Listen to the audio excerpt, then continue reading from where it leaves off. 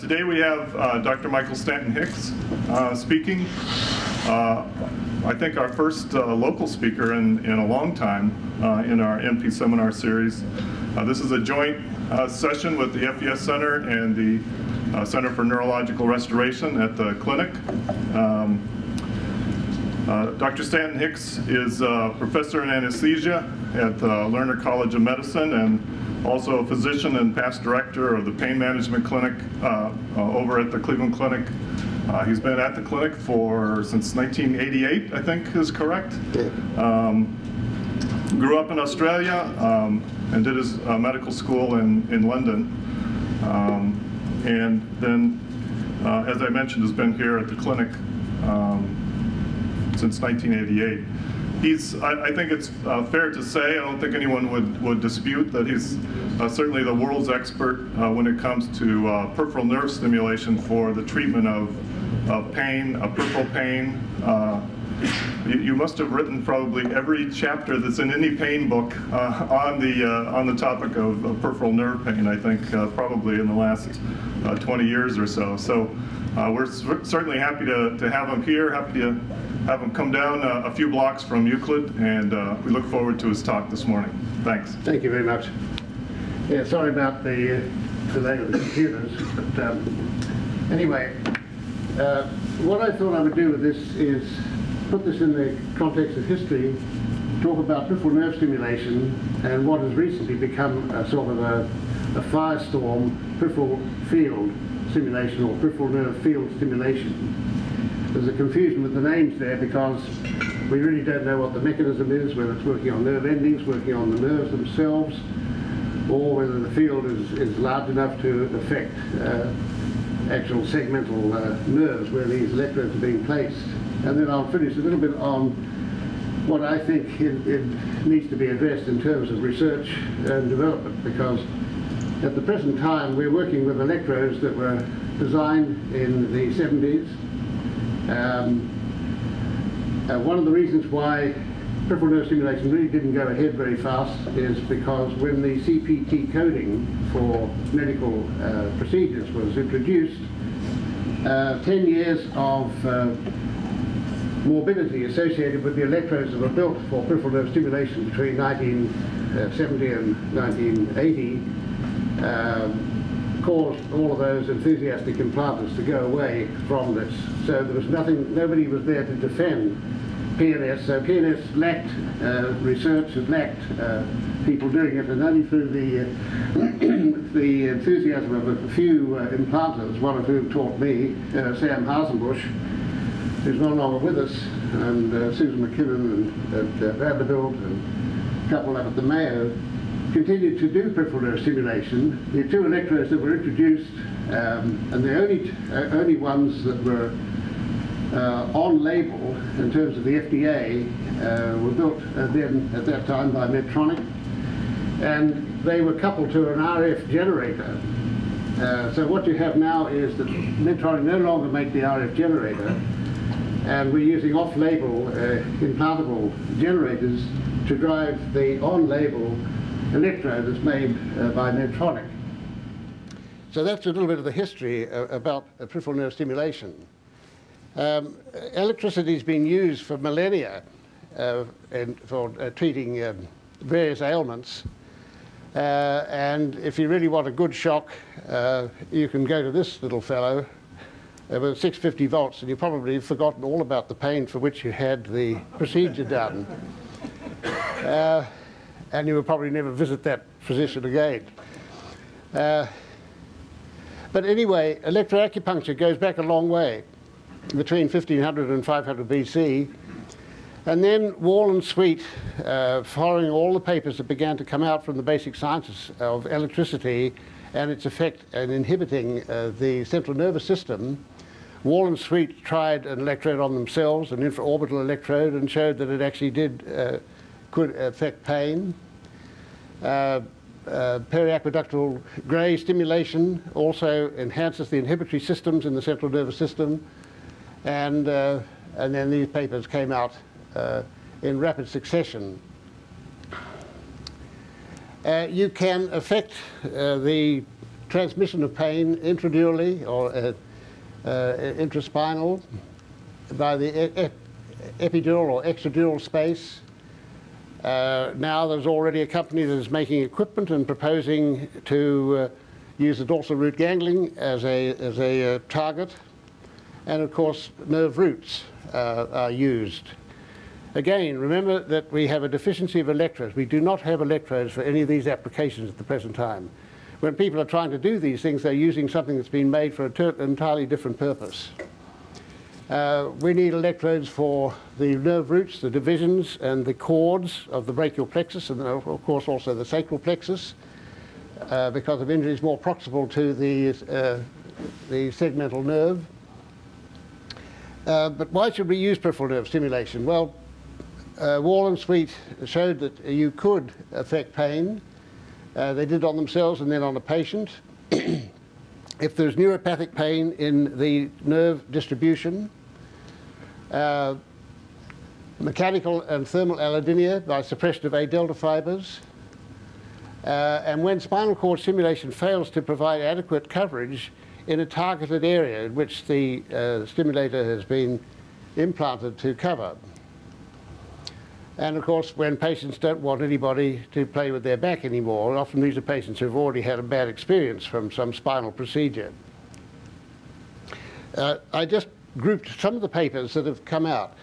There are no randomized control studies. There are no real prospective studies. These are all anecdotal reports. They go right back to when all this began in 1967. But they all say the same thing. About 50 to 60% of patients who undergo this procedure have that much pain relief. I think because of the electrode design, there is this discrepancy between upper extremity and lower extremity results. Again here, upper extremity 52%, 31% had a reduction. So I think that's purely related to the technical application of the thing, not the modality itself. More recently, Strage and Cooney up at the Mayo, they published these data, 18 to 24 had good to excellent relief. We published a study in 1996. We found that there is this consistent reduction in pain of about 40 to 50% or better, so between 40 and 60%. Bushman used a different tack. He used an electrode, which was a microelectrode, excuse me, which he placed sub-epineurially using a dissecting microscope. I think it was just a little bipole electrode. And they put it on all sorts of nerves, intercostal nerves, nerve roots, sciatic, radial median, musculocutaneous nerves. And as I said, their results were good to excellent. And then in Australia, MOBS recently did some patients and showed that there was a 50% reduction. So this is pretty much the evidence that we have, non-scientific, in support of using this particular modality. And I think the improvement in statistics will probably follow adequate technical changes. This is just to give you an idea of what's been happening over the decades. There have only been some less than 20 citations in both peripheral nerve field stimulation and open surgical implant of an electrode. Out of interest, since 2010 and 2012, you can see that there's been an exponential increase in publications, citations. These are all PubMed English language publications, including case reports. And again, in the open surgical implant, there were 10 citations just in the past 10 years. So there's been an interest which has peaked just in the past couple of years. Now, the anatomy that is of interest to us, the nerve architecture within these nerves, in particular the mixed nerves. There is more branching distal in the nerve trunk compared to proximal, and that is also the number of fascicles increases distally the further distal you go. This enables a large mass of tissue to be innervated. The downside, of course, is, from the pain point of view, is if there is pain in one particular branch of a large nerve, say a radial nerve, it gets a very wide distal coverage through the axon reflex and as a result of this branching, quite apart from any expansion of the field centrally in the spinal cord and the and higher up centers. But of course, with peripheral nerve stimulation, the stimulation goes in both directions, orthodromically and antidromically. So some of this adverse pain that we're addressing is actually covered. So you can theoretically put in a PNS distal to the lesion, not just proximal to the lesion in a nerve, and expect to have some improvement in pain. Now, the mechanism of action, we still fall back to the gate control theory. There's the ortho and antidromic collision in A beta fibers, and Tom Mortimer here was one of the people that was on the forefront of this work back in 1979. This paper by Ristic is very interesting. They actually did this in human volunteers. So this is the first human expression of these data that were previously done only in animals. So that theory holds up quite well.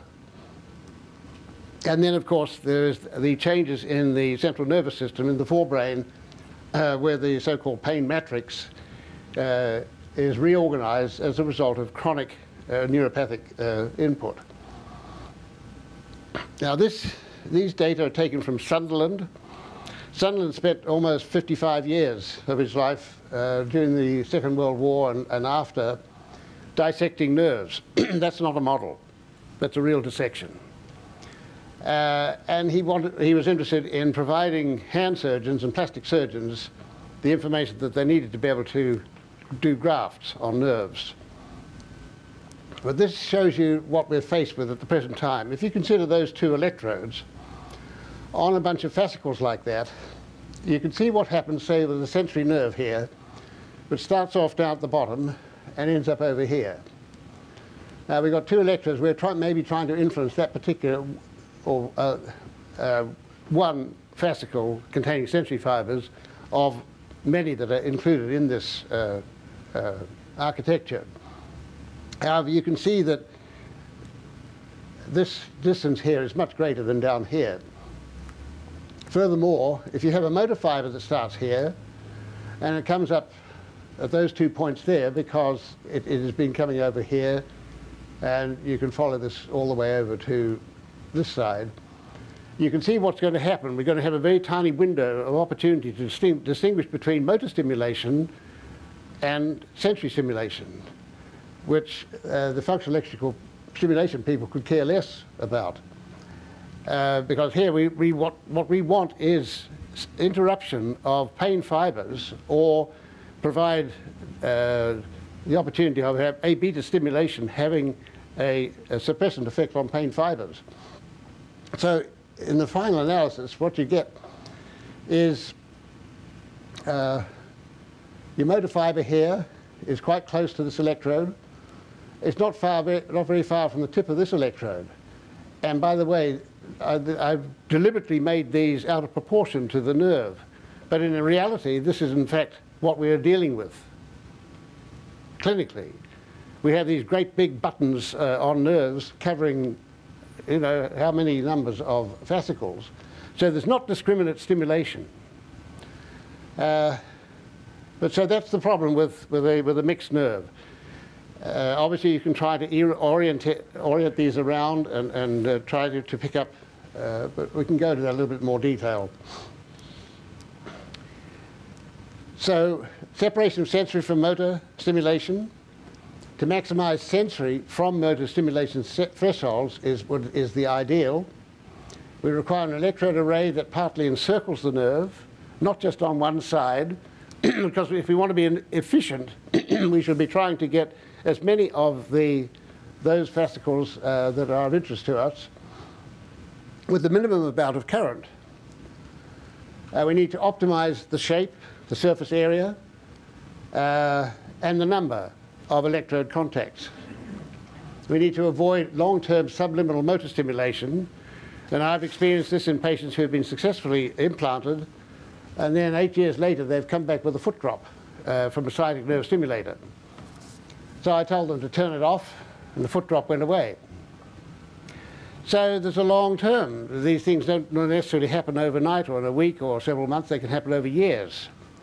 So that's something we don't want to see happen, and it's also it's responsible from the type of electrodes that we're using.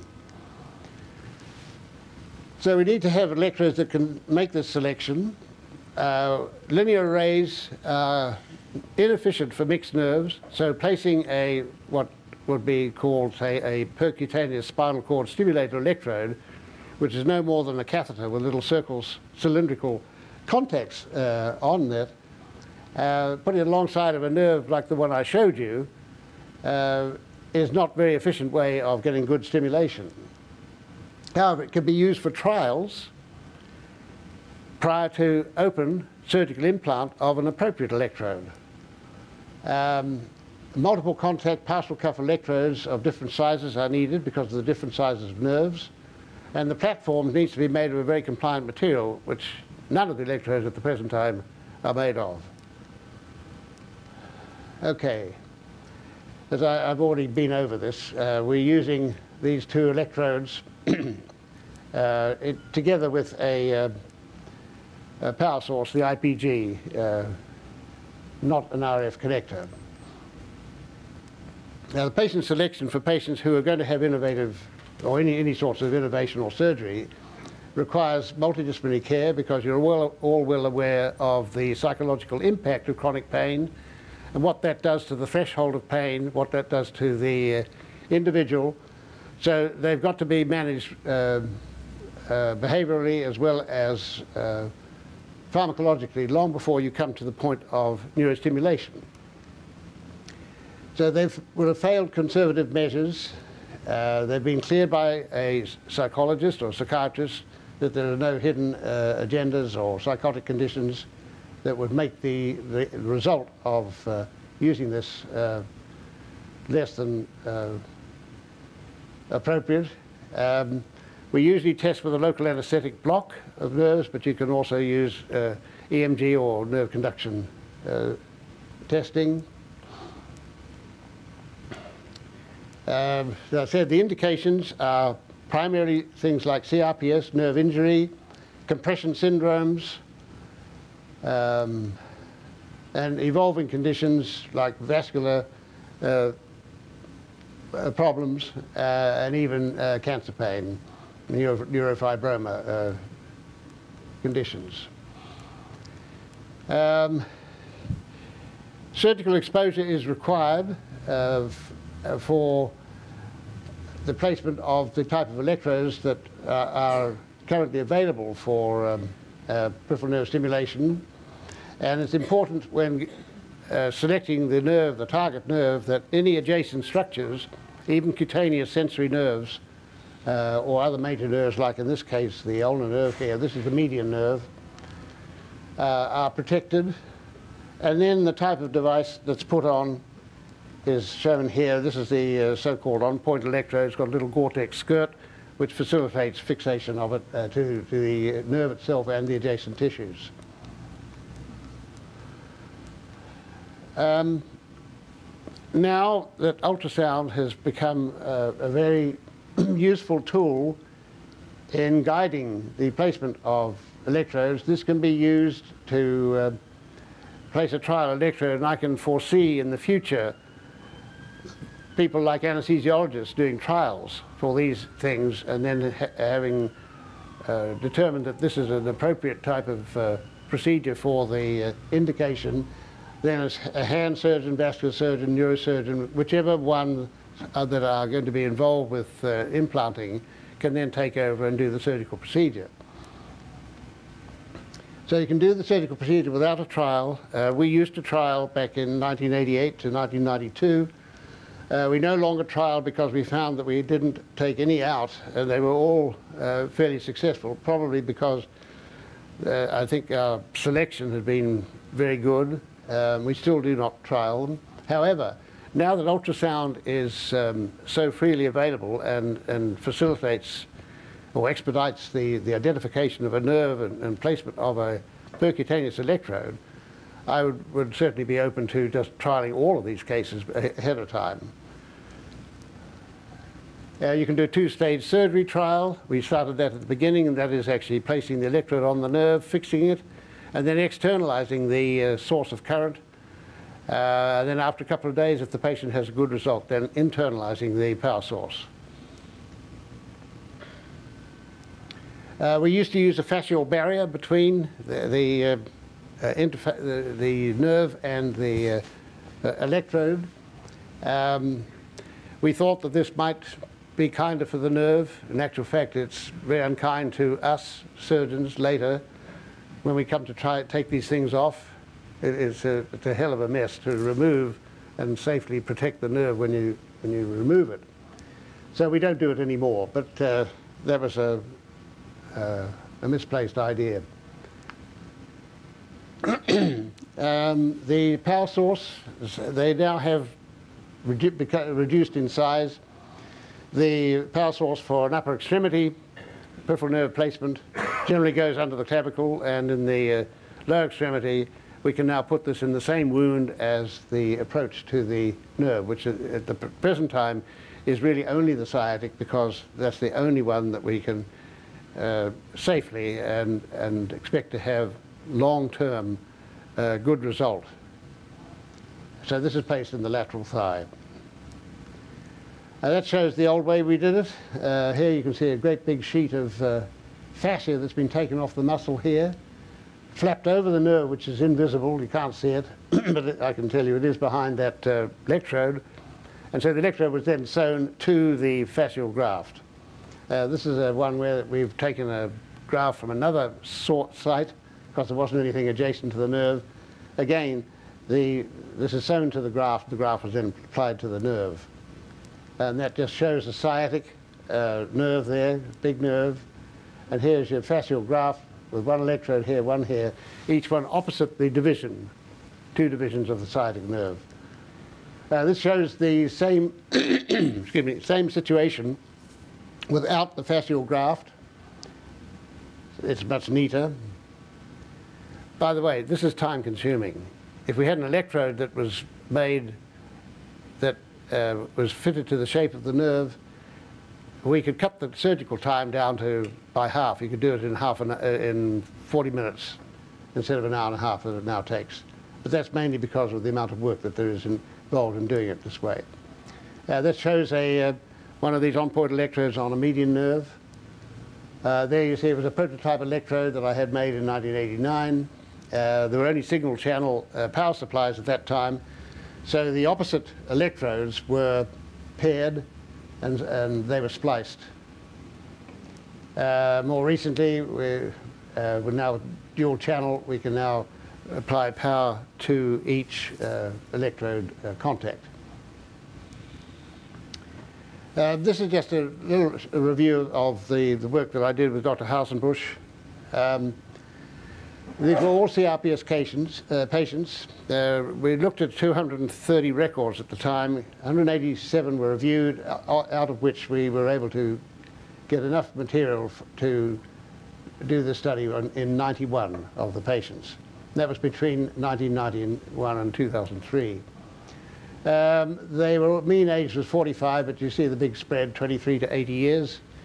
male, female, 60-40% approximately.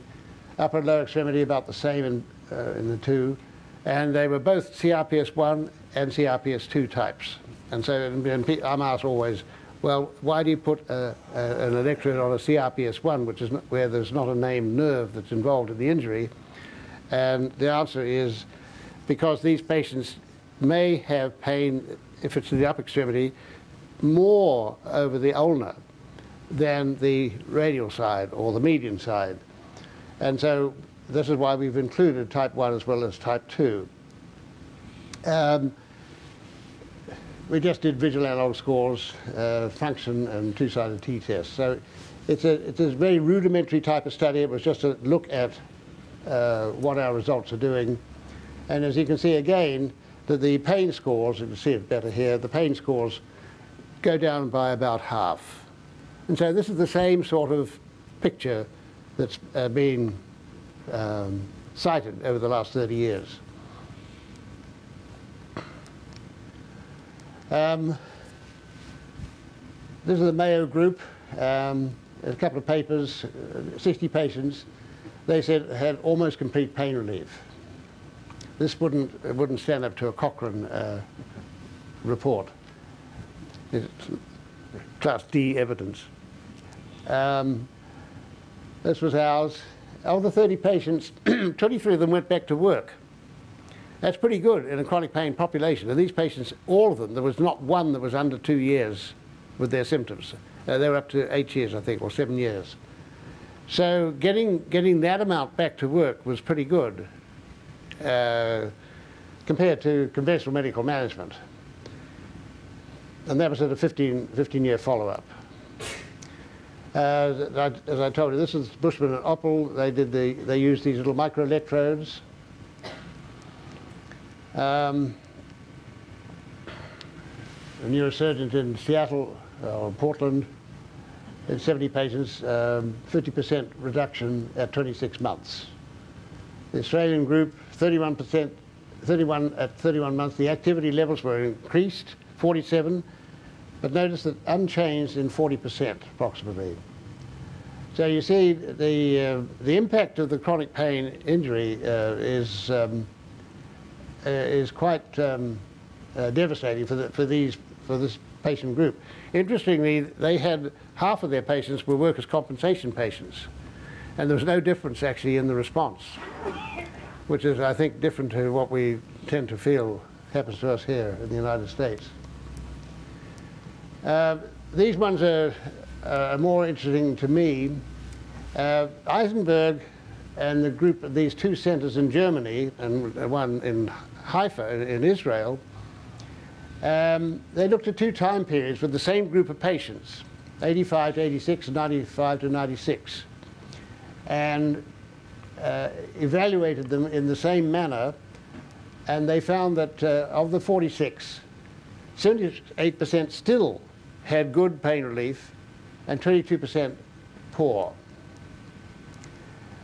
And even more telling is this study by this Belgian group, a neurosurgeon. They implanted patients, 11 patients, 22 years ago. And they were able to find 5 of the patients and do some testing on them over a 3-day period. They did ADLs, which were all improved on these patients, and when they turned the stimulator off, there was a decrement of some 75% in their function. Looking at drug use, which was 0, when it was turned off, it went to 0.9 morphine equivalents per day. In other words, they all went back onto some medication for those 3 days. And the VAS decayed to, or increased to 3.5, 3.8 unpleasantness and intensity. They tried to do quantitative sensory testing, and they were unable to detect any differences between the two patients, between the two cold or heat. So we need prospective studies. We need to have functional testing to replace pain scales. Pain scales are subjective. and are the poorest possible endpoint outcome measure of a situation like chronic pain. Acute pain is totally different, but chronic pain, it was never intended, but they've been included, and we use this as the gold standard. It should be the graphite standard. The PNS is reversible, it's non-destructive. Surgeons and other people have gone away from destructive measures on the nervous system because of all the changes that take place following destruction and loss of input at that site. We need better systems to get rid of all the technical failures. And I think the Kaplan-Meier type of analysis of all of these patients is borne out in our experience, and as I said, these two studies that I mentioned. I think it may be more cost-effective than spinal cord stimulation. That's just a hunch I have after doing these now for 25 years. And the reimbursement issues need to be addressed. The so-called RUC committee, which is where any new procedure that is to be introduced into medicine that requires some given some financial reward has got to be reviewed. So this has got to, once we have the equipment, we've got to go back to that committee to get appropriate reimbursement for doing these procedures. All right, and I'm coming now to peripheral field stimulation. And one of the most enthusiastic people involved in this is Dr. Giancarlo Baralat, who's a neurosurgeon. And as he said, if you cannot get there from large nerves or the spinal cord, put them right where it hurts. In other words, you put the electrodes where it hurts. If the patient says it hurts here, then you put the electrode up there. It seems a pretty bland sort of argument, but it actually works. So, as I'll try and show you here. We're calling it field stimulation. The reason that the nerve is put into this little acronym is for reimbursement. Otherwise, there would be no return for anybody involved with this new modality from CMS or any of the other insurers. So right now, they're faced with lots of people doing these procedures, and to some quite good effect. If we take this case of head pain, this fellow complained of pain in his forehead and his sort of parietal, temporoparietal region. So the electrode was placed supraorbitally, subcutaneous, and also over the parietal region. And then the electrodes were joined to an IPG implanted under the clavicle. And that took away this fellow's pain. And there you can see the electrodes, the supraorbital one and the temporal one. Headaches, the first paper to address occipital nerve or occipital neuralgia came from Texas, the Wine and Reed and this was essentially placing an electrode below the nuchal line subcutaneously, either on one side or both sides if it was bilateral occipital neuralgia, and it's been quite effective. Neck pain, here's a patient who underwent pretty massive spinal stabilization surgery in the neck and had actually got rid of his radicular pain, and the only pain he had, and he complained bitterly about it, was pain to one side of the neck, right just around here. So this was from Dr. Baralat, and he just put an electrode up here on this side. So there you see the electrode on the left side.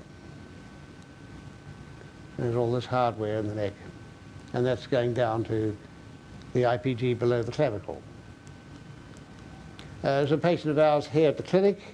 This girl was thrown off a horse, fractured a rib, then developed neuralgia and costochondritis, and actually acute arthrosis of the rib, which was then addressed in 2007 with a rib resection and plating.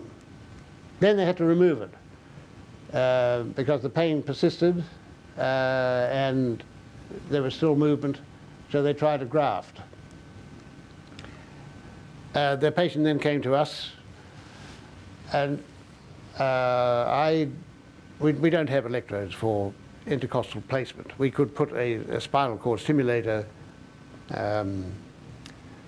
catheter electrode in the subcostal space, certainly. You can do it very easily now with ultrasound. But I did this electrode parallel to the intercostal space, and she got 100% relief, so I implanted it. And then she came back again. She'd lost lateral coverage. In other words, she had good coverage from about the nipple line medial to the sternum, but now had axillary pain again in that the same, of course, the subcostal or intercostal space. So I added another electrode, and then and she also had pain at the IPG side. So I put the IPG then behind the pectoralis muscle on the rib cage. And there you can see this was the first electrode implanted, and then I put this other one up, which just follows the thing, and that has done the job. And touch wood, 2 years later, she's now pain-free. So this field stimulation, or whatever you want to call it, does seem to work. Now, interstitial cystitis and perineal pain are two of the most difficult conditions to deal with. Spinal cord stimulation is pretty ineffective. You could do deep brain stimulation. So we generally try to go to the sacral nerves.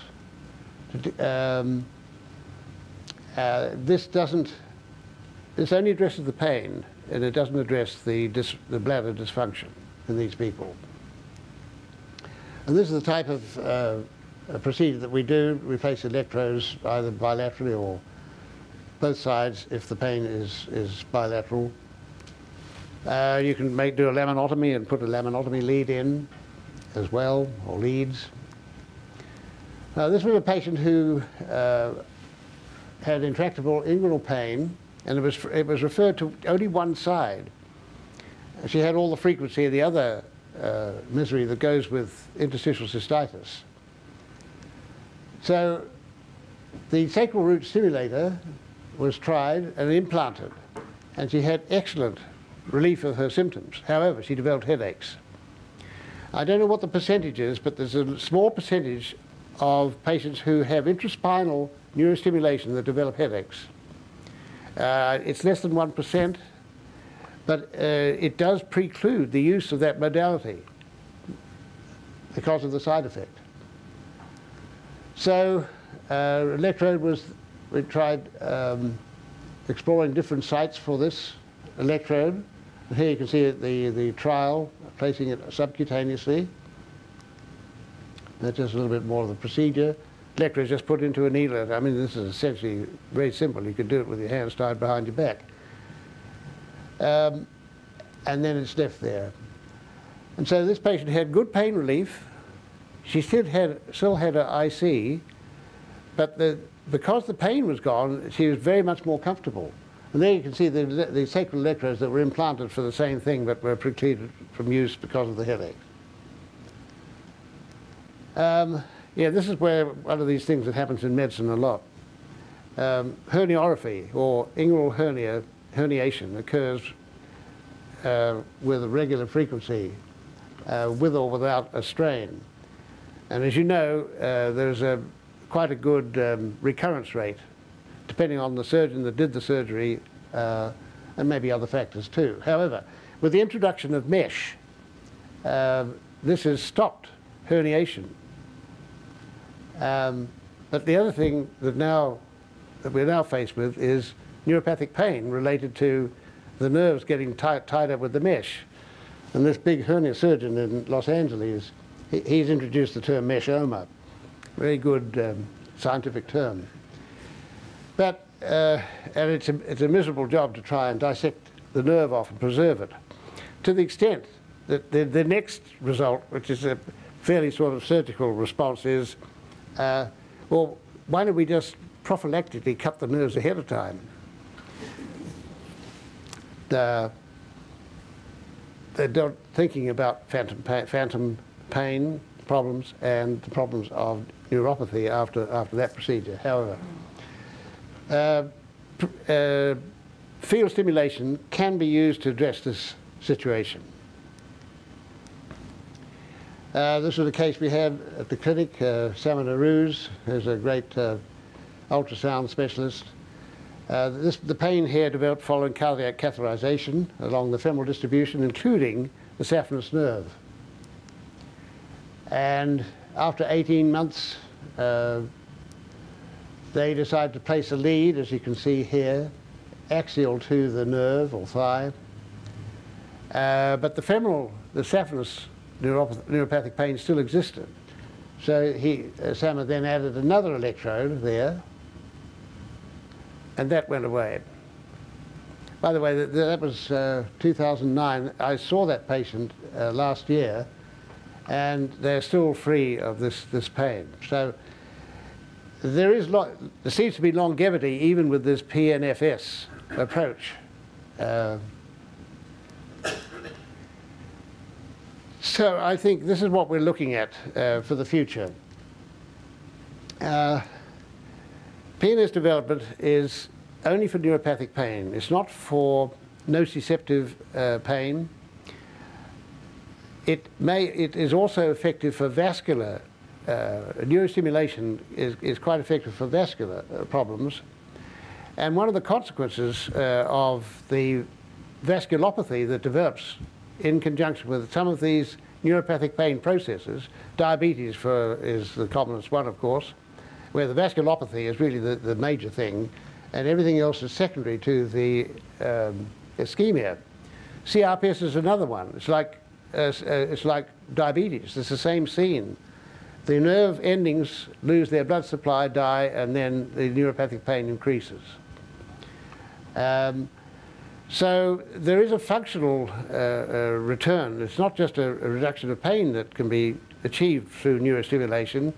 It is actually an improvement in function, because one of the things with neurostimulation is that substances like CGRP are increased peripherally, and there are other vasoactive substances, so that you can reverse or arrest any further progress in a vasculopathy through neurostimulation. The PNS will do the same thing in the region of its application. So we've got two types, PNS and PNFS for now. I think maybe one day that's going to be called peripheral field stimulation or just field stimulation. But with PNS you've got your two approaches, your open and your percutaneous. Obviously people like anesthesiologists who don't have any surgical background are going to jump to the PC, and they could care less about the open approach.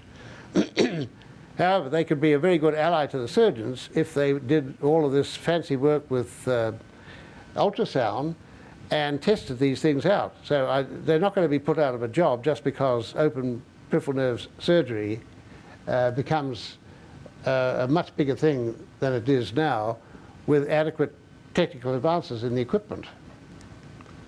So with the open, you've got the plexus, mixed, and cranial nerves, which are targets. And these, of course, are the branches of the cranial nerves too, the infraorbital, supraorbital, supratrochlear, and so on. The plexus we would desperately love to be able to address, because there are so many injuries from industrial accidents, from motorcycle accidents, from even just cycle accidents, where the brachial plexus gets stretched, if it were possible to be able to put an electrode on a cord, or a posterior cord or medial cord, it would be give us another tool. And then we need to address the problem of the mixed nerve to be able to get maximal stimulation of the sensory, the input side rather than the output side. So the plexus, we need to be able to address the roots and the cords. And I work with Dr. Hendrickson doing this, and we keep on talking. If only we had an electrode. Percutaneous, trials opens up a huge area which would be of benefit. And I think primarily we're looking at sensory, I mean sensory nerves, not mixed nerves. And then we've got visceral stimulation.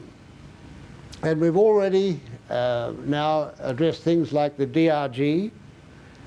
We can, for patients who have migraine headache or cluster headache, you can use a neurostimulator on the DRG and abort the headache. The autonomic nervous system is already addressed in terms of some epilepsy and some things with vagal stimulation, but stimulation of the sympathetic nerves is another very large target area.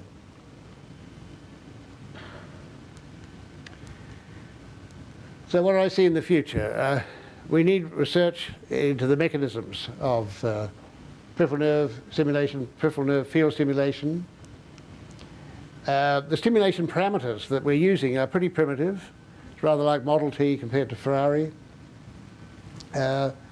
We use a square wave. The waveform has not been addressed in terms of exploring its optimal form, the rate of rise, rate of fall, shape, and so on, and how this you might be able to achieve your response in the nerve with a much smaller current. Design of the neural interface. What's the best shape? What's the best surface area to be able to pick out fascicles? We need independent as well as multi-center trials, simply to get a larger number of people looking at this so we don't have to spend 20 years getting the result that we would like to have. Education, and I left this completely open because this is education of surgeons, education of agencies like the FDA, CMS, education of the medical community as to how this could actually help patients. We're not talking about people guarding their own particular specialty environ. We're talking about being able to do the best thing for patients. So the education is probably one of the most difficult to do. It may even be more difficult than designing lab studies to answer some of the earlier things. But, and then of course, reimbursement. We've got to be able to get this modality, or these modalities, back into the consciousness of those people who are going to pay for us to do these things on patients. You know, it's a QED situation, for those that remember Latin. And we need more than one opinion to be involved in this. So I'll just close with saying there is a renewed interest. It's pretty obvious from that staggering rise of field stimulation. The three techniques all three will be used. This is not just peripheral nerve stimulation by itself. They are simple and cost-effective. We've already got very good cost-effective data related to spinal cord stimulation in things like failed back surgery and CRPS, where the depending on which acronym you want to use, that is now used as an outcome measure for, in economic terms, the cost of neurostimulation is much less than conventional medical management. All three of these things can be added to spinal cord stimulator. And we've had the reverse. A case that I did yesterday, we took out the electrodes off the ulnar and radial nerves of a patient who'd had, unfortunately, over 10 years, 2 breakages of the electrode. And a revision, we added the ulnar nerve to the original radial nerve electrode because she had more pain in the ulnar distribution. So in the final analysis, we decided that maybe it's better to do a spinal cord stimulator, and she's actually going to be implanted by another staff next week. So the targeting of peripheral nerve stimulation is very important to being economical and in terms of being able to achieve a good effect at the target. Innovation is wide open in this system. But we do need a lot of good scientific research. And I think the 40-year history of the modality gives pretty good support for working in this area to improve its application. As I said, you need more than one opinion. That's the situation down in Australia. All right. Thank you. Thanks.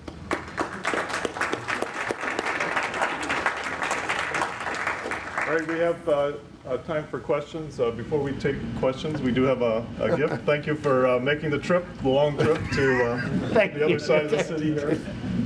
Any questions? Yeah. Yes, could you comment on how you set the amplitude? Yes. Because maybe the success of this technique is impaired by how much current you can apply without getting too much paresthesia. Yeah, and this complicated relationship between the frequency, the amplitude, and the current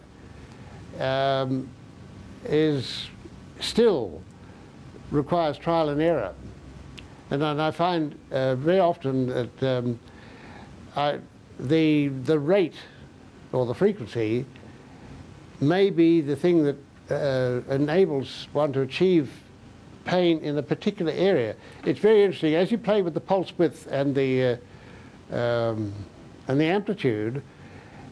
The patient will feel the stimulation change from the back to the front of the arm, and or it'll flip from the thumb to the fingers. And then if you play with the rate, the rate will sometimes recruit the area that was unavailable before. So I think we first of all try to start with a stable rate, which is usually between 80 and 120 for peripheral nerve. In terms of pulse width, I find that you can't go up much more than 150 milliseconds. Yeah. If you go higher, you get motor stimulation in mixed nerves. And most of the nerves that we seem to be faced with right now, and that's an equipment deficiency, doesn't allow us the latitude of being able to have a much bigger window of separating sensory fascicles from motor. That's our biggest problem. And pulse width is something that very quickly, obviously, penetrates further and picks up motor fibers. Yeah, it's a totally different perspective from you looking at this from a functional electrical stimulation on the efferent aspect. We need to be able to just dissect out those afferent fascicles that are most advantageous to what we'd like to achieve. Yeah. Michael, when you look at all of the, you've done this on a wide variety of different kinds of indications. Could you give any estimates of the total population of people that you think might be amenable to treatment with this? I mean, not specifically laying out for specific disorders, but diseases, but... Yeah, in terms of the actual numbers, we came to those with neuropathic pain that could be amenable to this type of technique. It turned out to be 1.1 million.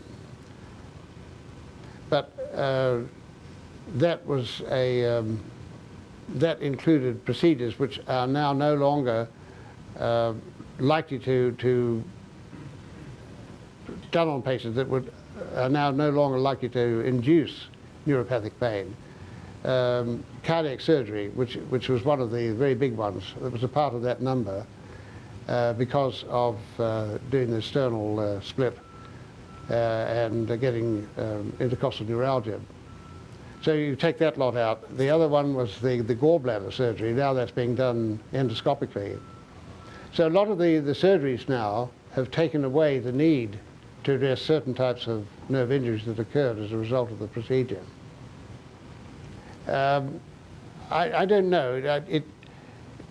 If you look at the sort of steady flow of injuries from industry, which affect the brachial plexus and the lumbosacral plexus, the peripheral injuries to radial, median, ulnar, carpal tunnel syndrome, those numbers don't change. I mean, even although they've gone from open carpal tunnel surgery to closed carpal tunnel surgery, there has not been that big a difference in the ultimate development of chronic neuropathic pain. They're doing it closed. There's a bigger there's a risk of getting adjacent ulnar nerve problems when doing it closed. And but there's something like 280,000 patients in the United States just from that one surgery. The herniorrhaphy surgery now, this is increasing with the use of meshes. They're not reoperated on, but they have developed neuropathic pain. That figures somewhere in the order of 400,000. Several times you mentioned that the electrode technology was limiting the effectiveness here. So a lot of people here that do electrode design. I was wondering if you could tell us what you think you need in order to improve the outcomes. Yeah, well, I sat at the feet of Sutherland when he was alive. There is a relationship between the fascicular orientation, which he related to the diameter of the nerve, the mixed nerve. And a nerve that was 6 millimeters in diameter, it would be 2.5 centimeters before the same sensory fascicle would appear at the same site. So people have thought, well, maybe a helical type of electrode would be the ant's pants and this type of thing. Well, I don't know whether, if you've ever tried to take a helical electrode off a nerve, particularly a nerve that you want to preserve, the function you want to preserve, it's pretty difficult. So I think some sort of cylindrical electrode, which goes around at least 230, 240 degrees of the circumference, with multiple contacts, would allow the computer to select out very quickly which fascicles are the ones that we would be wanting to stimulate. So I think we need something that is, and compliance. We definitely want something that is soft. A weightless electrode would be ideal. Because, you know, as soon as you increase the milligrams and grams, you subject that electrode to tremendous acceleration forces with a motor vehicle accident, a fall, skiing accident. That thing flies, you know. So the lighter you could make it, but the more compliant. And when you think of these nerves, they're really like wet noodles. And we're putting, at the present time, very stiff devices on them. So it's little wonder that they with the translation of the nerve, because with movement of all of these things, the nerve does move backwards and forwards. But if you have a stiff thing on it, the thing can move sideways, it can lift off, it can go every which way to separate itself from the nerve and the action of the adjacent muscles. But it does pose an engineering problem, but we've got some pretty nice materials now. Some of the foils that have been developed that can be laser etched to get to a contact, electrical contact. Seems like there might be some opportunities here because we have electrodes that do what you said. Yeah. Oh, I think it's wide open, but I think we have the technical know-how to be able to do it. We've got the mechanical know-how how to make them too. It just requires money. John? And time. So can you comment, my understanding of gate theory was that it could be applicable to both the nociceptive pain and neuropathic pain. And if that is true, and I might be wrong, why is PNS, which invokes gate theory, only, quote, effective for neuropathic? Yeah, that's a very good point. We've not, and I think this is what is lacking in our understanding. We make the distinction between nociceptive and neuropathic pain because it's convenient to divide it up that and to do our studies. There were some early implanters that felt that you could actually address nociceptive pain with neurostimulation. And I think that Wall and Sweet, when they did that, they were producing nociception and inhibiting nociception. So that's a contradiction of the way we talk at meetings and amongst ourselves. But I think, in terms of the medical community, there's no point in, well, I'm going to say there's no point in putting a neurostimulator in for somebody who's got arthritis of an extremity, say. Well, in actual fact, I just was at the NANS meeting last month, and the paper was presented which showed that neurostimulation changed the milieu in such a way that osteoarthritis patients benefited. So it wasn't a direct inhibition of pain, but it changed the milieu so that the pain went down. So we're looking at a field of which we've only really scratched the surface. So I don't think we can sort of be black and white. We do this if a medical student is going to go to an exam and talk about neuropathic pain. He's got to come out and say what is in the textbooks about neuropathic pain compared to nociceptive.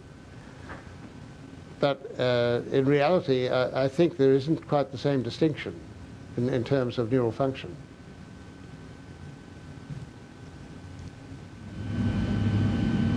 Michael, would you run through quickly the reimbursement picture? What's the reimbursement? Because you mentioned also several times about the problem of reimbursement. Is it the percutaneous? Is it the open procedure? Is it the $200 that you get for putting in an electrode on an open procedure? Is it the cost of the electrodes? The cost of the IPGs? What makes reimbursement such a difficult problem given the current CPT coding and all that kind of thing? Well, there are Part A and Part B costs. Yeah. And Part A belong to the hospital, the institution. Yeah. Those costs don't change. They're the same for PNS, brain surgery, deep brain DBS, or spinal cord. Mm-hmm. The professional fee that goes to the surgeon, okay, there is a very low fee for peripheral nerve stimulation, because there was nobody to defend it at the time that the coding system came in. Yeah. All those that were very enthusiastic about it have all fled and gone back to doing what they did before. Yeah. And so when we do these procedures, it's a very low professional return. I don't know what it is. No, my employer does, but I don't. Mm-hmm. But it's low compared to the professional fee, the Part B return for spinal cord stimulation, say. And how about the cost? The cost of the equipment, right. Yeah. There are some hospitals, this becomes a very arguable point with hospital administrators. If they're paying out to the vendor a sum of money that is not going to be returned because the insurance doesn't cover it from that particular insurer, they're going to get less and less enthusiastic about you doing your surgery in their institution, at least that type of surgery. Yeah. So that's what we're faced with. Yeah. So is the reimbursement at least equivalent? Right now, it just covers the cost. Just covers it. Yeah. No profit. Yeah. Right. Well, I don't know how much profit, but it's not very much. But I know if I have an EKG and it's cost $78, that's what's billed, and then the institution gets $23 back. That's the type of return that we're facing now through all of the... So it's highly more advantageous to somebody to go and do a carpal tunnel than it is to put in a... Of course it is. Yeah. That's right. Right. So that's why the equipment issue becomes so important, and getting these parameters right. Yeah. Because, as I said, the procedure we did, the spinal cord stimulator that we put in yesterday, I think it was an hour and 25 minutes, or hour and 20 minutes. That could have been done in 40 minutes if we had the right equipment.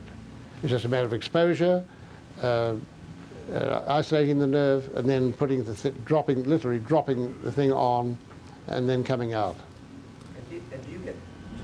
Does someone get paid for the follow-up, for the tuning of his devices and the... That's included in the surgical fee. It's included in the surgical fee? Okay. And does the patient do any of that themselves? Do they have some? Yes, they're taught by the particular rep, whether it's Boston Scientific, Medtronic, or St. Jude, how to use the programmer. And they're given a series of programs to use. And then if they have some, if there's some change in the simulation characteristics for whatever reason, then they would come back for a visit, or wherever they live, go to their local doc, and the rep would come in there and make the programmatic change. Yeah, that's a constant. You know, once you've implanted these things, I mean, I'm seeing patients now from 1989. They've had their third, fourth IPG. One of the things about PNS is that the amount of current it draws is so little, like 0.3, 0.2 of a volt. So those generators, even the non-rechargeable ones, last 10 to 12 years. Those patients that come back after 10 years, Yeah. is that supposed to be covered in the initial surgical? No, no. Yes. That's because you are where you are, right? Gotcha. No, that's got to be, no, Yeah. that's an ongoing maintenance cost. That's like your car. You start paying once you take it out of the showroom until you get rid of it. All right, one last question. So you mentioned the neuromatrix theory of pain. Yes. And so my impression of that is a form of maladaptive neuroplasticity, in that one would be able to invoke something like that of central sensitization if there is some carryover effect of the intervention beyond pure stimulation. So what evidence is there that beyond pure stimulation, when stimulation is off, Yes. the pain relief is carried over for long term? Yeah, it's such a complicated thing, because as Mayhofer and these other people have done these studies with implanted systems, and they'll turn the system off, and then they'll watch the fMRI pattern move away, and then the pain come back, and then when they turn the stimulation on again, it reverses. And they've introduced this nice little term called neural switch. But I think there's a more complicated thing behind that. There is some, I would say most of the neuropathic pains, they don't seem to get better, ever. I mean, these patients come back like homing pigeons when their IPGs die. Fades right back. So it's only suppressed while the damn thing's on. And so it's in a metastable condition while the thing's running, and then it reverts to the same situation before. I think there's a small percentage where there is some improvement, and we have taken some systems out of people who no longer have pain.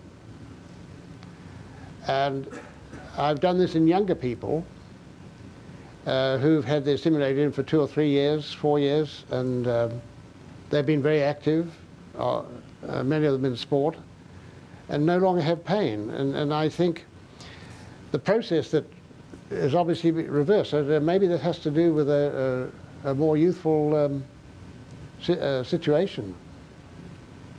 But the older people, it seems to be a fixed instability.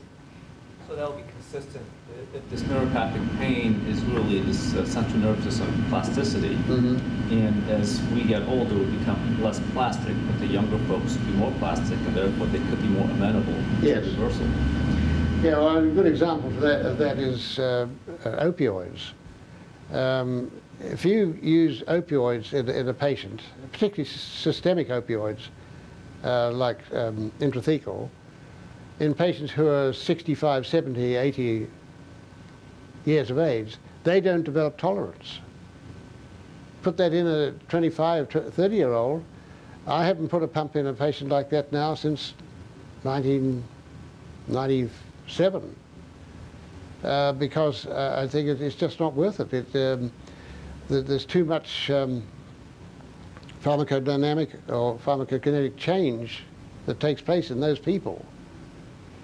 But the older person, it doesn't. It seems you can get a fixed dose, and they just stay at that fixed dose, and function. We're not talking just pain, but they actually function well. But I think that that same logic may apply to the effect of neurostimulation. All right, let's thank our speaker.